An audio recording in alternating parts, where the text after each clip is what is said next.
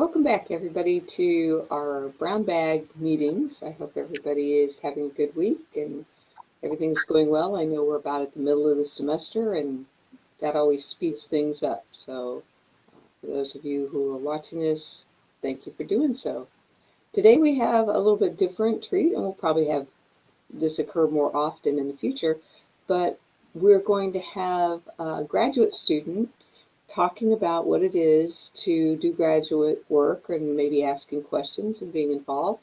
If you're participating, please feel free to ask a question in the chat or to raise your hand and we'll get right to you. So I'm going to let Jessie introduce herself and explain what she's going to do. Over to you, Jessie. Thank you. Hi, my name is Jessie Kalinowski. I'm in my second semester of graduate school, I think. It all starts running together. So I have a few questions that I've been asked as a graduate student that I feel that I would address on here. The first question I get a lot is, what is the biggest difference in undergraduate research and graduate research? To me, I think the biggest difference is as an undergraduate student, you're guided a lot more by your professors. You are taught a lot more, and then when you hit the graduate stage, you can dive deeper into research at a completely different level than an undergraduate student. The undergraduate student, for me, was more learning how to do research and getting to a level of being able to take it to the graduate level of then actually diving into research that interested me. So the next question I get a lot is, what are some of the most beneficial resources available to you as a grad student? And I would say by far it's the professors, because most of our professors, I would say almost all of them, have done research of their own in many different areas as far as topics and types, and all sorts of knowledge comes through our professors. And not just a professor in your field, professors outside of your field, outside of your topic of research are very beneficial to give different perspectives, to ask you questions, to make you think differently, and make you challenge yourself with questions. And then one of the questions that I get that I find the most important is, what advice would you give to an undergraduate student starting research? And for me, I would say that the research symposium that we put on, the Undergraduate Research Symposium, is what changed how I did research as an undergraduate student completely. So you get prepared to present your research in whatever format you would like to, a poster, a presentation, a video, and then you present your research. It is there that you are asked questions that make you think beyond what you have thought about yourself in research. For example, I started doing opioid research in my undergraduate years, and I presented it on the stage. And it was the questions that I received from professors outside of the political science realm. It was those questions that actually made me think differently and look at different perspectives in research and different ideas, and then constantly having people look over it and people ask questions, and it being brought in front of other students to listen to it and see it and talk to you about it is by far the best resource and the best way to get prepared for research outside of a university. As many of you may know, we're getting prepared for our research symposium currently, and that, I will say, was the best thing for me as an undergraduate researcher, was to do the symposium and put my research out there instead of just having it in front of me and professors that I was familiar with just reading over it. It was actually putting it out there, which is very scary to put it out there in front of other people, because a lot of people are afraid they've made mistakes. But it is actually the best way to get yourself prepared and actually understand your research at a different level, to me anyways. Those are the three main questions that I received the most as a graduate student. there are other students that I would like, graduate students that I would like to get opinions from, but it's a very, very busy time for all students. So I'm hoping that we can do this again, maybe in a few months down the road or a couple of weeks down the road, to get some other graduate students on here, because these are just my opinions and my thoughts. But that's what I have for undergraduate students. Was there anything else you think I should cover, Dr. Laverne? I have a couple questions for you. So you studied mostly political science as an undergrad. What are you doing now? What's your area in grad school? So grad school, I am doing public administration, and it is completely different from my concentration in, I was doing a concentration in law and political science for my undergraduate, and then I switched to public administration for my grad degree. And it's a different ball game, but it is very, very interesting. It's a different perspective from what I was doing in political science to change to what I am doing now.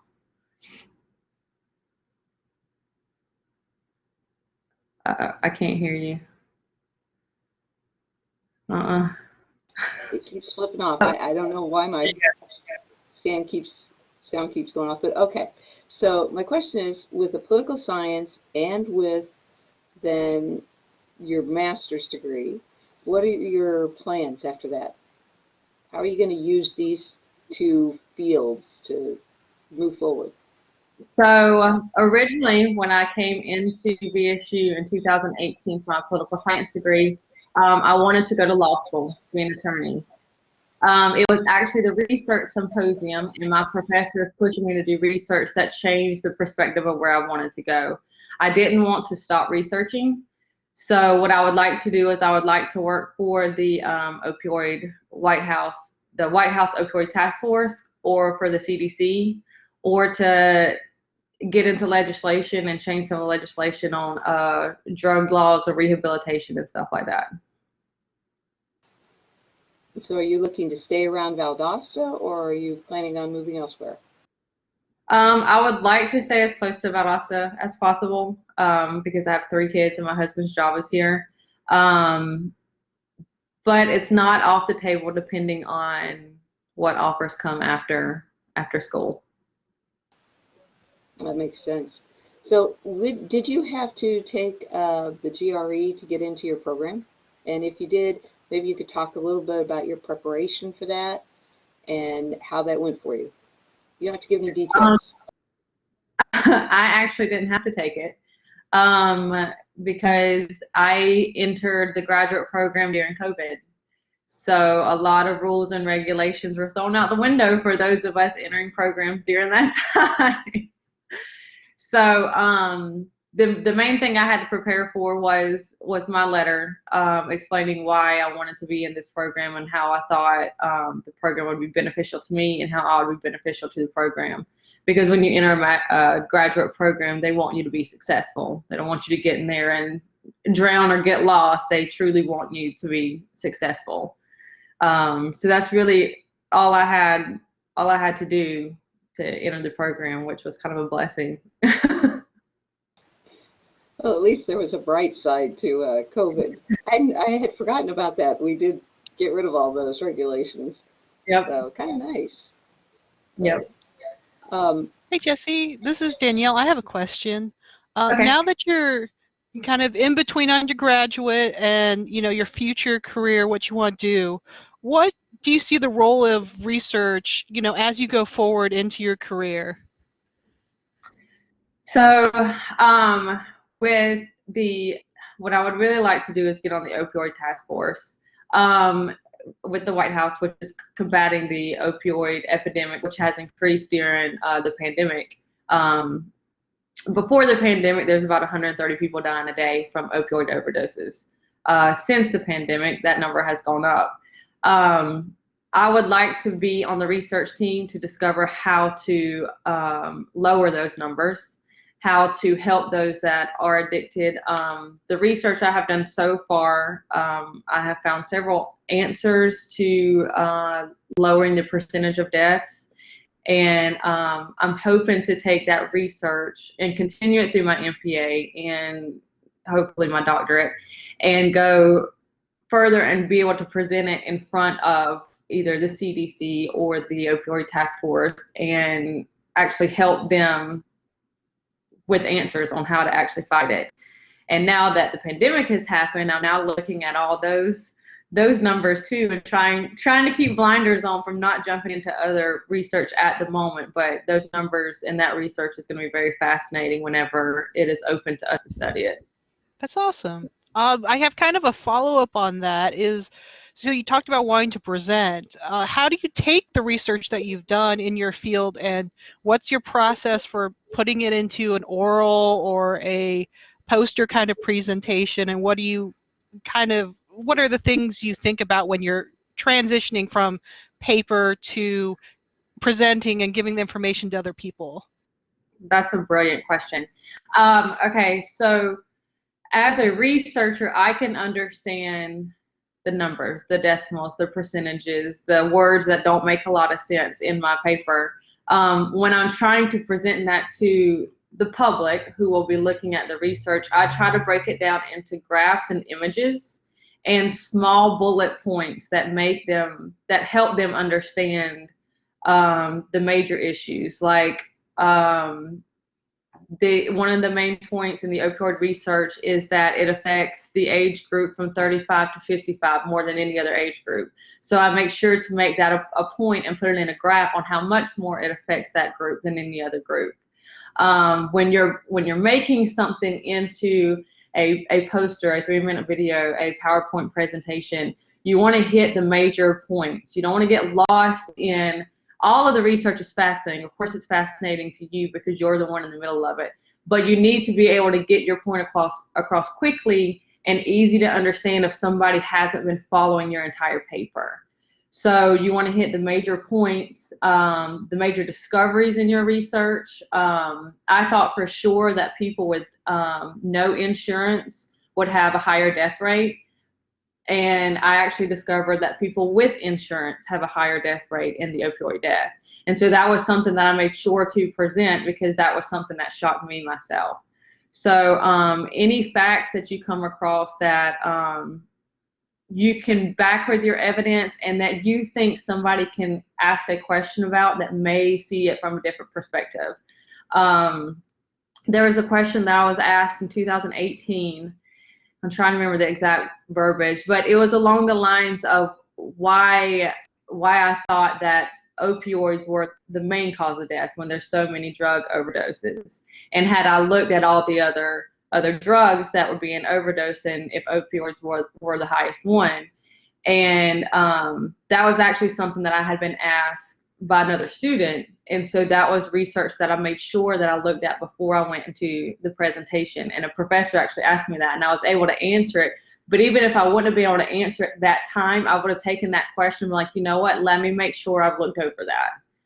So I would say hit the main points, the main discoveries in your research, and then make sure you write down or remember the questions, or go back to the people that asked you the questions to be able to write them down, because a lot of times when you're continuing your research, those questions will feed you into another direction that maybe you haven't thought about. Yeah, I really like the how you phrase the continuation of research, because it's never just a you're done process. It's always there's something more to explore, there's something more to learn. Is that your favorite part of research, or do you have another part that you really enjoy as well? I'm a chaser, so I like having an answer to a question, but then I have another question following that answer.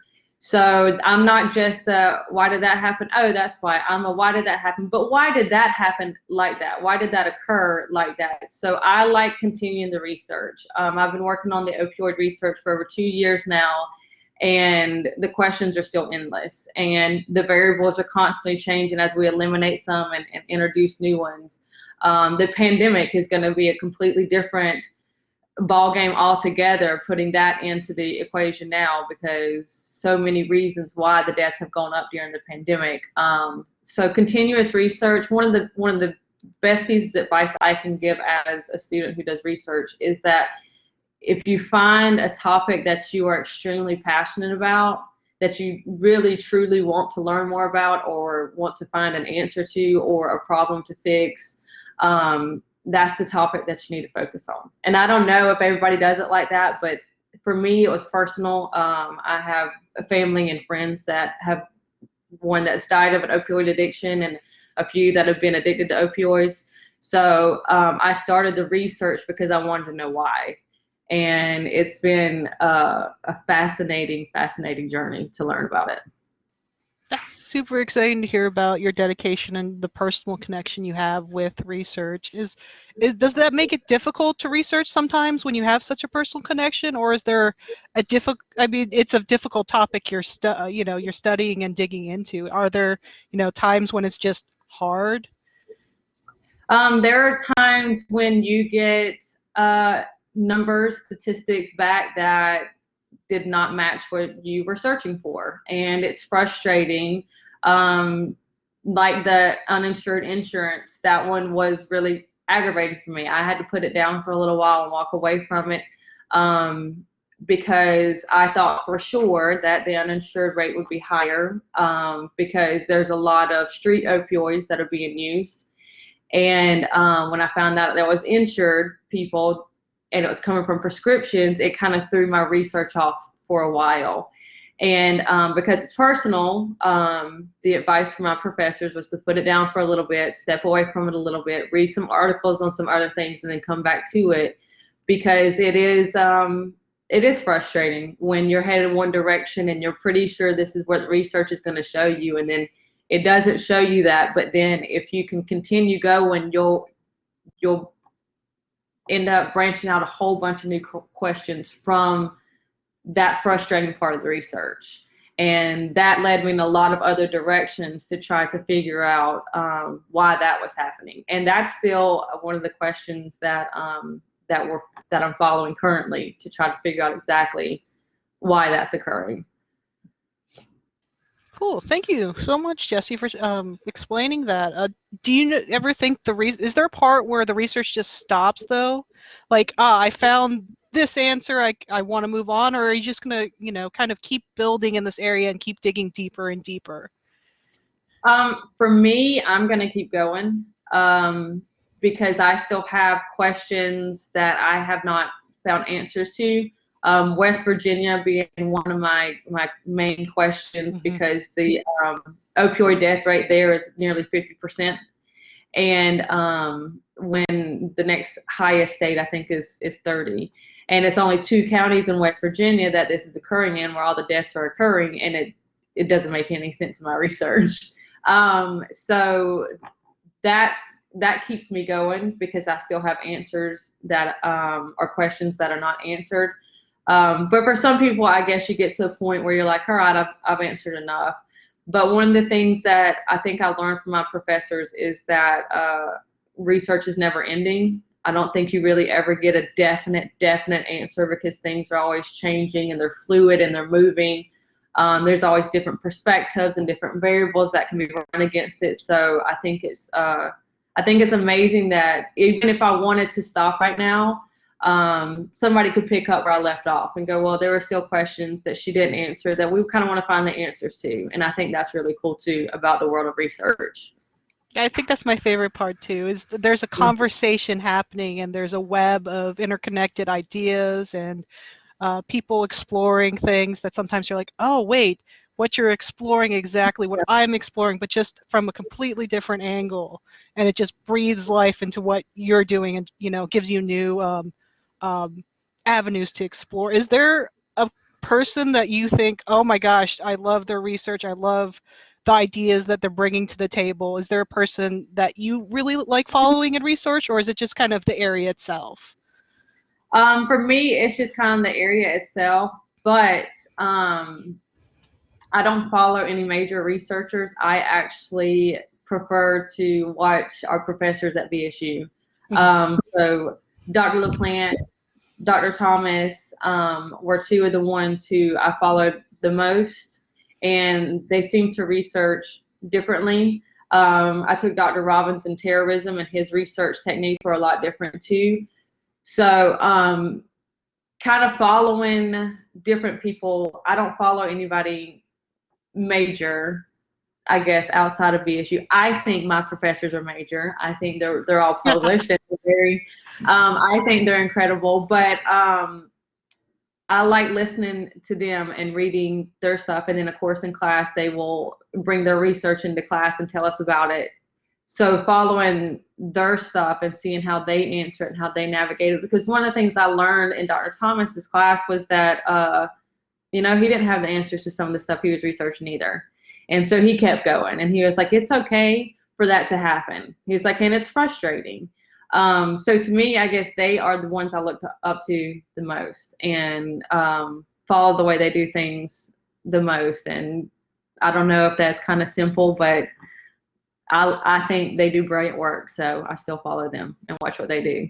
No, I'm in agreement. We have amazing scholars here, so I'm really excited to learn from them as well.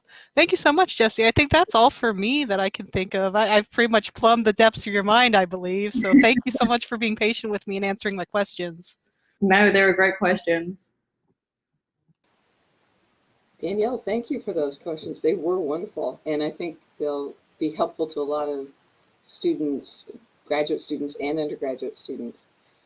I do have one question I want to ask you, and how has your relationship changed? You mentioned that early on, that your relationship changed somewhat with your professors.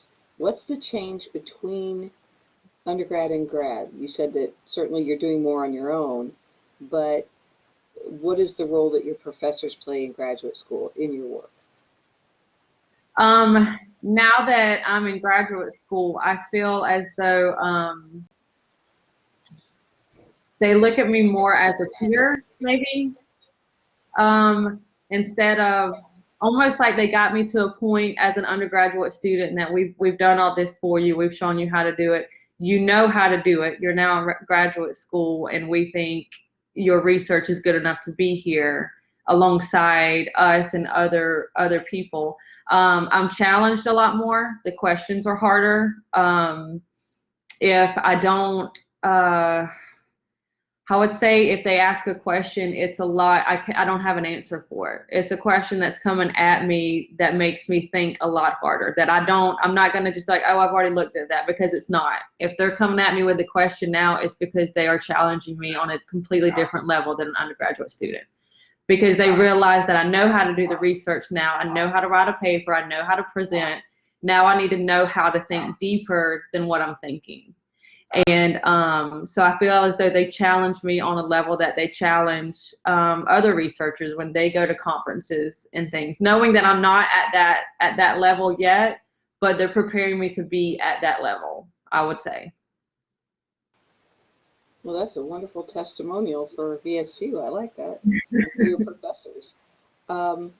Patricia, I see you over there. Do you have any questions that you would like to ask at this point? I know you're heading to graduate school eventually. I'm not sure if the mic works or the typing, but we'll give you a minute to chime in if you'd like to. We've got bad weather again during this, so there's no telling what connections are like.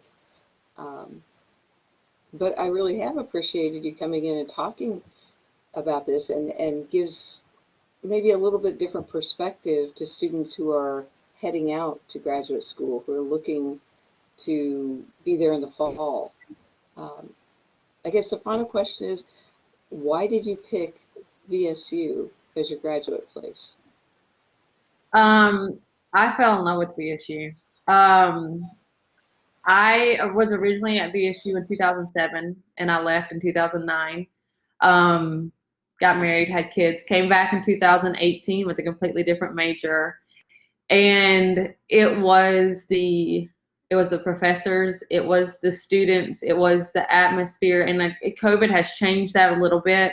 I'm hoping that we eventually can get back in campus fully like we used to be, but even with the pandemic, the atmosphere of VSU and the professors, I mean, they go out of their way to make sure that you're not slipping through the crack, that you're not going to be successful. Like every professor that I was in class with wanted to make sure that I understood what I was being taught. And then once I understood it and they knew I understood it, they challenged me far beyond what I wanted to be challenged. Sometimes it was very frustrating, but they actually made me learn more about myself, and that I was actually able to research and learn. Like, I came out of there, I would say, feeling a lot more intelligent than when I went in, because of the way they taught me to try to break things down and understand it on a level far beyond anything else. And I wasn't ready to leave. I wanted to stay around and continue that, because I highly admire all of our professors at VSU. They're an amazing group of people. Well, on behalf of all the professors, thank you. And to the audience, we did not pay her to say any of that. But I think we will probably call it to conclusion. It looks like the storm is going to get worse here in a minute. So I thank you very much for putting this together and coming in and talking to everyone. Is there anything you'd like to add? Very final note. No, but if you're looking to go to graduate school, I was terrified of entering graduate school because it is a lot of work, but it's been worth it. Every step of the way, it has been worth it. And even though you're on a different level of education, the professors are still the same. They're still there to help guide you, to answer questions, to make sure you're understanding. And it's by far one of the greatest programs that I've been in so far. So I've enjoyed it. Well, wonderful. Thank you. And thank you for taking the time to be with us today. Hope the rest of your day goes well. And to everybody else, I hope you'll join us at the next Brown Bag Research event. Thank you. Thank you. Bye, Al.